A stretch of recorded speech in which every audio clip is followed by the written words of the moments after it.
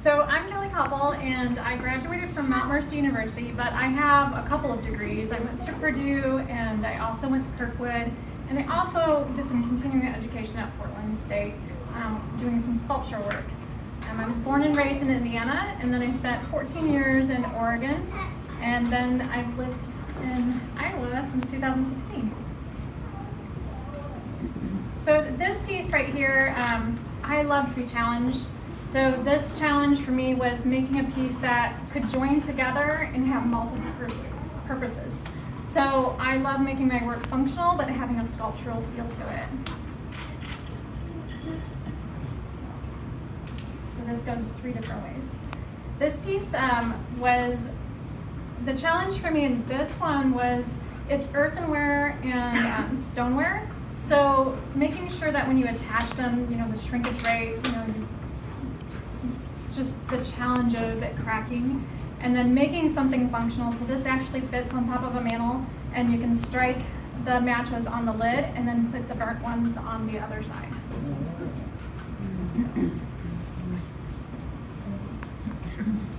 So decals, I really enjoyed this process at Kirkwood. They had a printer where it prints out with iron. Here we have a printer that prints out black, but you can't get the color in it. So this type, you can see in the maple leaf, you can see all the details. So this was photography of all the leaves and then printing them off on the paper and then putting the decals on. And they all represent the purpose of what they are. So this is a maple syrup dispenser, this is an olive oil cruet, and those are the leaves that are from those plants. So the same with rose and lilac, and those are my daughter's middle names. So those are their bases.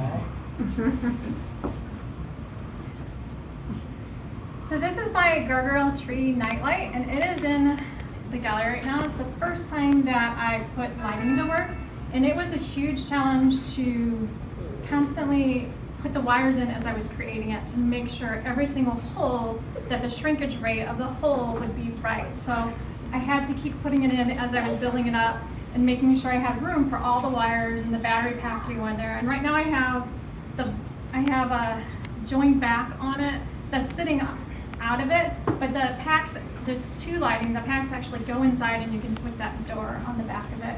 And I wanted to show my process, that I go through a sketching process and make maquettes, and then through designing it, I get to my piece itself. We had to make a gargoyle, which I'm not a fan of gargoyles, but he said that we can just have an open mouth. So I was like, okay, well, what do I like that's got a gargoyle feel? And I love trees. So the trees in movies, as you can see, is what I went with. And so the avatar tree got me into the lights for them. This is my Zoonotic Teapot, and this I made during COVID when we were sent home and had to do all of our work from home. So this is a very emotional piece for me that I actually did a writing for it, and pass this around and you guys can read it. It's the last article in here. It's about 3 pages that I wrote of what I was feeling during that time. And this is actually a human hand and a bat hand, and it's the bat hand. They thought the virus came from bats, and it's the bat hand pulling that human hand and the hand reaching out, just trying to get away. And it's a real teapot, so the lid is the bat's thumb, and the virus is on the tip that's inside both hands. So the transfer between the 2. So we'll put this out a little bit. So that's that. And it was published in the Haha. Wow. So that was exciting. This is called The First Light, and it was the second hand that I did, but it's the first time I put a light into a hand. And it is from Michelangelo's The Creation of Adam. So it's Adam's hand, it's the exact shape of it in that painting. And I've named it The First Light because it was the first light I did, but Adam is also the first light that got created. So that was that. And this is also in the gallery, and it's got a flickering tea light in it. So this is also up in the gallery, and this is called Hold Me in My Darkest Hour. And this is a representation of me, the 2 pots. I was going into my thesis, and like Mary, my father passed.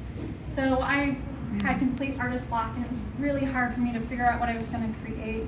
And I really wanted to create these planters pots because I, wanted things to grow, and I wanted to have these beautiful pots that you can make. And I learned how to slip cast, and it just wasn't what I wanted when I created it.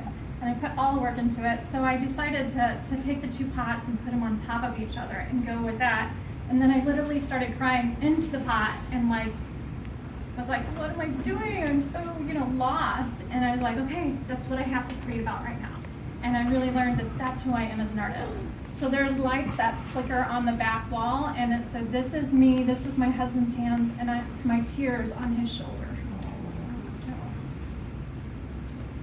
So that piece was the first piece in my thesis work, and this was the end piece in my thesis work. And with that light, the lights are flickering like crazy. This one, they're just solid on the wall. It's the end of my show, and coming to acceptance of my dad's passing, but there's still tears. There will always be tears, with your parent. So they're salad tears. It's just salad glue. The tears are still there. And this is actually Morse code on the side, and it says acceptance. So not only was it acceptance of my dad, but I was finally accepting of who I was as an artist, that I'm an emotional artist, and I need to create how I feel and create from that point of view. So that was that one. So this is my last piece in my slide. So this is my chandelier, and it was the middle piece in my thesis work. And it is the gradual progress of less and less tears. So the tears from dad passing to just getting better. And at that time, there was actually a lot of people, like around 10 people in my family and friends that had passed. So it was just boom, boom, boom, and just going through that process. So these lights changed colors, and that was a representation of all the crazy emotions I went through, just back and forth. And then the tears of just getting better. So they're porcelain and they're hydro-dipped in a metallic color, which just represented how precious your tears are. And so those precious metal golds, the colors I wanted to go through with those. And JT actually sent me a picture of it. He was my professor at Mount Mercy, and sent me a picture the other day with him and Skyla underneath. And I have a lot of hidden things in my work, and he discovered it, and I have that on my Instagram right now. Of being under the light. I try to think of all my work when you go around it and how it looks from all angles.